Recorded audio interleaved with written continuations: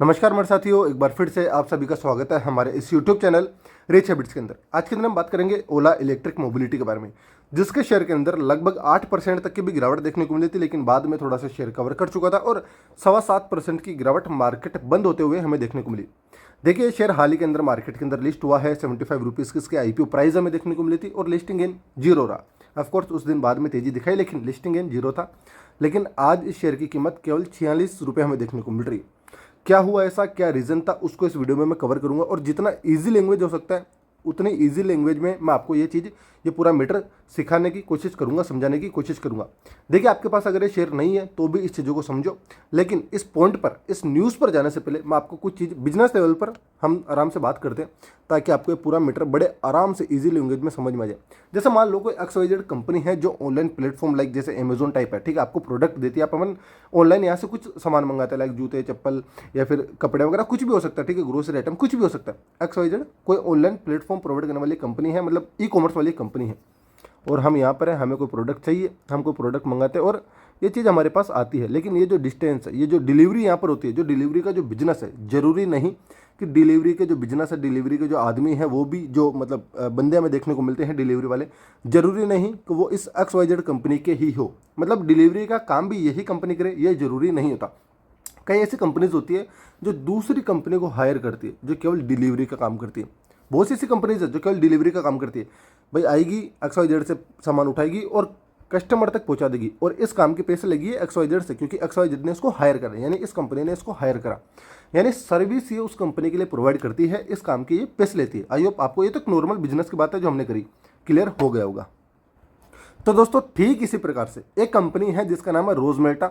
ये हमें देखने को मिलती है, जो कि सर्विस प्रोवाइड करती है ओला इलेक्ट्रिक के लिए। आप यहाँ पर देख सकते हो इसकी वेबसाइट के ऊपर, ठीक है, रोजमेटा की वेबसाइट है भैया, डिजिटल सर्विसेज ये कंपनी का नाम है। इसके क्लाइंट के अंदर आपको नाम किसका देखने को मिलता है? ओला इलेक्ट्रिक का नाम हमें देखने को मिलता है। ऑफकोर्स रॉयल इनफील्ड का भी नाम हमें देखने को मिलता है और बहुत सी कंपनीज है, लेकिन मेन अपन बात करें ओला इलेक्ट्रिक की तो इसी को कवर करते हैं। तो ओला इलेक्ट्रिक का भी यहाँ पर नाम हमें देखने को मिलता है। अब ये ओला इलेक्ट्रिक के लिए कौन सी सर्विस प्रोवाइड करती है तो वो भी मैं आपको बता देता हूँ।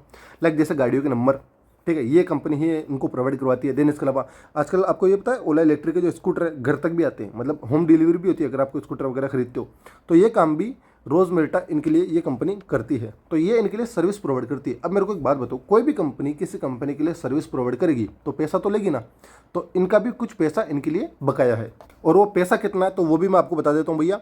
22 से 23 करोड़ का ये हिसाब हमें देखने को मिल रहा है। देन थोड़ा और डीप बता दूं तो रोजमेटा की एक और सब्सिडरी कंपनी है, वो भी इनसे पैसा मांगती है। किनसे? ओला इलेक्ट्रिक से। उसका भी कुछ हिसाब जोड़कर आप मान के चलो 24 करोड़ के आसपास का ये अमाउंट हमें देखने को मिलता है। और ये कंपनी ओला इलेक्ट्रिक से जो पेमेंट मांगती थी, ओला इलेक्ट्रिक इनको वो पैसा नहीं दे रहा था। इस कारण ये गए NCLT के पास, यानी नेशनल कंपनी लॉ ट्रिब्यूनल के पास जा चुके थे, और इन्होंने बोला कि ओला इलेक्ट्रिक को आप दिवालिया घोषित कर दो, क्योंकि अगर इनके पास पैसा ही नहीं है हमें देने के लिए तो भाई कंपनी दिवालिया है, इसका मतलब तो आप इसे दिवालिया घोषित कर दो, ये इनका कहना था। ये रहे दोस्तों वो खबर जहां पर 15 तारीख के दिन ये न्यूज़ हमें देखने को मिली कि ओला इलेक्ट्रिक इनके पेमेंट को डिफॉल्ट कर रहा है, इसलिए रोजमेटा डिमांड करता है NCLT के पास कि ओला इलेक्ट्रिक को इंसॉल्वेंसी घोषित कर दो, यानी दिवालिया घोषित कर दो। देखो, यहाँ पर एक मेन पॉइंट को हमें समझने की जरूरत है कि क्या असल में इस पूरे मैटर को इस प्रकार से देखा जाना चाहिए। देखो, एक व्यू और हो सकता है जिसको हम आराम से समझते हैं। देखो दोस्तों, ये जो खबर आई थी ये आई थी 15 तारीख के दिन। देन इसके अलावा आपको एक पॉइंट और बताता हूँ कि मेरे को एक बात बताओ, जिस कंपनी के रिजर्व्स 2000 करोड़ के हैं वो 22 करोड़ का पेमेंट रोकेगा? मतलब ऑफकोर्स मैं नहीं कहता रोक दिया होगा, शायद हुआ भी होगा ऐसा, ठीक है, ये सारा केस चल भी रहा है, लेकिन 22 करोड़ के चक्कर में आपको क्या लगता है कंपनी दिवालिया घोषित हो जाएगी? देन इसके अलावा एक पॉइंट और देखने को मिलता है, जिस कंपनी के पास कैश इक्विवेलेंट हमें 5000 करोड़ का देखने को मिलता है, वो 22 करोड़ के चक्कर में दिवालिया घोषित हो जाएगी। देखो, मेन पॉइंट को यहाँ पर समझो कि ये मैटर कुछ और ही है। यहाँ पर ओला इलेक्ट्रिक का क्या रिस्पॉन्स है वो भी बता देता हूँ। ओला इलेक्ट्रिक का बोलना है कि हम इनके साथ बातचीत कर रहे हैं, हमारी बातचीत चल रही है, इस मैटर को हम सुलझा लेंगे। उन्होंने अभी तक इन चीज़ों को डिनाई करा और बोला कि हम सुलझा लेंगे, ये बातचीत चल रही है। मेन पॉइंट इसको समझने की हमें ज़रूरत है कि एक ऐसी कंपनी जो एक ऐसे बिजनेस के अंदर एंट्री करती है कुछ ही टाइम पहले और नंबर 1 पर आ जाती है। Ola electric two wheeler electric segment के अंदर नंबर 1 कंपनी है भैया, और लंबे टाइम से इसने ताज बरकरार रखा है। ऑफकोर्स बीच में गया था लेकिन बरकरार रखा है। तो इस चीज़ को समझने की हमें ज़रूरत है कि 22 करोड़ के चक्कर में ये जो न्यूज़ आई ना, एक अलग वे से मार्केट, मतलब लोगों के मन के अंदर एक अलग मिथ बन चुका है। किस प्रकार से? भाई 15 तारीख को ये खबर आई थी, होली का समय था, उसके बाद आपको सैटरडे संडे भी देखने को मिला था। तो मेन पॉइंट क्या हुआ कि जब मार्केट उस टाइम बंद था ना, तो ये खबरें कुछ अलग वे में बन चुकी थी। और मीडिया आपको पता है किस प्रकार से बना था, मीडिया के अंदर क्या चल रहा था, ओला इलेक्ट्रिक के पास क्या 22 करोड़ नहीं है, ओला इलेक्ट्रिक होगी दिवालिया, मतलब कुछ इस प्रकार की हेडलाइन हमें देखने को मिली। तो इस न्यूज़ ने आग पकड़ ली और चारों तरफ ये खबर हमें देखने को मिली। लेकिन मेन पॉइंट इस चीज़ को समझो, जिस कंपनी के पास कैश इक्विवेलेंट हमें 5,000 करोड़ का देखने को मिलता है, 22 करोड़ के चक्कर में वो कंपनी पहली बात दिवालिया घोषित नहीं होने वाली। ऑफकोर्स ये केस चल सकता है, शायद पैसा ना दे तो एक अलग मैटर है, लेकिन पैसा मिल जाएगा। एनसीएलटी के पास अगर ये केस जा चुका है तो आराम से मिल जाएगा। एक रीज़न और है इस शेयर के अंदर गिरावट आने का, जो भी आपको मैं बता ही देता हूँ। अगर मैं वीडियो बना रहा हूँ तो वो भी कवर ही कर देता हूँ। देखो ऐसा है कि कोई भी कंपनी जो मतलब जो बिजनेस है, जो बिजनेस कंपनी चलती है, वो अपने एम्प्लॉयज़ को हायर करती है, ठीक है। अब दो चीज़ें होती है, आप एक तो एम्प्लॉय को हायर करते हो और एक होता है छटनी, मतलब निकालते हो। ओला इलेक्ट्रिक क्या कर रहा है कि अभी अपने एम्प्लॉय की छटनी कर रहा है। क्या कर रहा है भैया, छटनी कर रहा है, यानी उनको निकाल रहा है। अब छटनी को मार्केट दो तरीके से देखता है। पहला कि छटनी क्यों की जा रही है, ऐसा तो नहीं कि यार कंपनी के पास कोई नई टेक्नोलॉजी हाथ लग गई जिसके कारण इनका काम आसान हो गया हो, इसलिए लोगों को निकाल रहे हैं। मतलब जहां पर एक काम को करने के लिए पहले 10 जनों की जरूरत थी, शायद वो काम अब केवल एक आदमी कर सकता है, तो इसलिए निकाल रहे हैं। एक रीज़न ये होता है जिसको अच्छा यानी पॉजिटिव माना जाता है। एक रीज़न ये होता है कि कंपनी कहीं बंद तो नहीं होने वाली, मतलब कंपनी का दिवालिया को, मतलब वो बोलते हैं ना, बुरे कंडीशन तो नहीं आएगी, जो कि हमें देखने को भी मिल रही है। तो इसलिए तो कंपनी लोगों को निकाल नहीं रही कि यार उनके पास पैसा नहीं है, ठीक है, इतना ज़्यादा वो एक्सपेंस नहीं झेल सकते, इसलिए तो नहीं निकाल रही। तो मेन पॉइंट एक ये भी रीज़न है कि मार्केट इसको इसी वे में देख रहा है कि ओला इलेक्ट्रिक के पास पैसे की कमी है, जहाँ पर उसके रिजर्व्स कई बार माइनस में चल जाते हैं। ऑफकोर्स अभी 2,000 करोड़ के प्लस में है, लेकिन वो कभी भी माइनस जा सकते हैं। तो मेन पॉइंट एक ये भी व्यू है कि अगर आप छटनी कर रहे हो तो इसके कारण भी शेयर के अंदर एक गिरावट आ रही है। तो ये दो रीज़न थे इस शेयर के अंदर गिरावट का। अब यहाँ पर कई लोग मेरे से ऐसा बोलेंगे कि यार मैं जो हमेशा मेरी वीडियोस के अंदर बोलता हूँ कि ओला इलेक्ट्रिक थर्ड क्लास है, ऐसा है, बेकार है, आज मैं उसका पक्ष कैसे ले रहा हूँ? भाई मैं यहाँ पर कोई पक्ष नहीं ले रहा, मैं यहाँ पर आपको क्लियरिटी दे रहा हूँ। मेरा काम है कि जो भी चीज़ें आपको बिल्कुल क्लियर बता दूँ हूबहू। ओला इलेक्ट्रिक, भाई देखो मैं क्लियर बता दूँ, मैं ओला इलेक्ट्रिक का कंज्यूमर हूँ, ठीक है, मेरे घर के अंदर गाड़ी है। लेकिन मैं एक चीज़ ये भी बता देता हूँ कि उसकी सर्विस बुरी मुझे देखने को मिलती है, और मुझे नहीं, कई मिल जाएंगे आपको। अब ऐसा भी नहीं कि यार मेरे पास गाड़ी है इसलिए मैं सर्विस की बुराई करता हूँ। भैया सर्विस अच्छी होती ना तो अगर आज इस कंपनी की कंडीशन ना होती, ठीक है, इस पॉइंट को समझते हैं। कंपनी की सर्विस बुरी देखने को मिलती है, इसी कारण इस कंपनी की हालत देखने को मिल रही है। कंपनी अगर अपनी सर्विस से सुधारेगा ना तो कंपनी के बिजनेस में ऑटोमेटिक पावर आ जाएगी। मेरे को एक बात बताओ, कंपनी का सेक्टर बुरा आ गया, मैं कई वीडियोस में बोल चुका, ये जो सेक्टर है टू व्हीलर इलेक्ट्रिक सेगमेंट बहुत बढ़िया है, सेक्टर बढ़िया है, सर्विसेज बेकार देखने को मिल रही है। मेन पॉइंट यही है, इस अंतर को समझ जाओ, कंपनी वापस अच्छा कर देगी। एक पॉइंट और बता देता हूँ, यह शेयर 113 तक जा चुका है, ठीक है। अब लोगों के मन में सवाल अभी भी वही आता है, भाई मैं कई वीडियोस में कवर कर चुका, ओला इलेक्ट्रिक के शेयर में अभी दम नहीं है। क्यों कर चुका कि यार ये शेयर 113, शायद अगर मैं गलत हूँ तो मुझे कमेंट में बता देना, जितना गया जो भी इसका टॉप था 113 के आसपास, शायद मुझे याद है इतना ये शेयर गया था।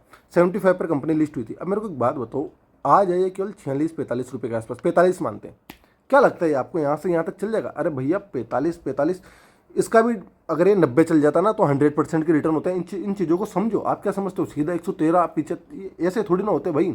इस पॉइंट को हमें समझने की जरूरत है।